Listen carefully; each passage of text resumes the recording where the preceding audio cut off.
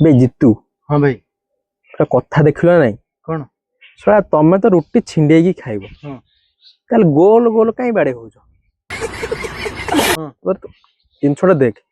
ତମ ରୁଟିକୁ ଏଡିକି ଏଡି ଛୋଟ ଛୋଟ କରି ତମେ ତାକୁ କ୍ଷୀରରେ ପକା କି ଭଜାରେ ଖା ଖାଇବ ପୁରା ଗୋଲ ପାଇଁ ଦେ ଝଗଡା ହଁ ରୁଟି ଗୋଲ ହଉନି भाई सत्य कथा तो ଯେମିତି ରୁଟି ହଉ ହଁ 3 କଣିଆ ହଉ 4 କଣିଆ 5 କଣିଆ ହଉ ଛିଣ୍ଡେଇକି ତ ଖାଇବ ନା ହଁ ଗୋଲ ପାଇଁ କିସ ବାଡେଇ ହଉଛ ତମେ बात तो सही है।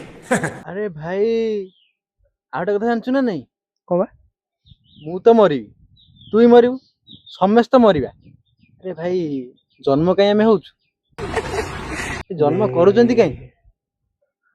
ଠିକ ଠିକ ଠିକ କଥା ନା ନାଇଁ ଠିକ କଥା ବେ ଆଉ ଗୋଟେ କଥା ଦେଖୁନୁ କହୁନ ଶଳା ଆମେ ସକାଳୁ ଉଠିବା ହଁ ଉଠିବା ହଁ ତାର ଶୋଉଛେ କଣ ପାଇଁ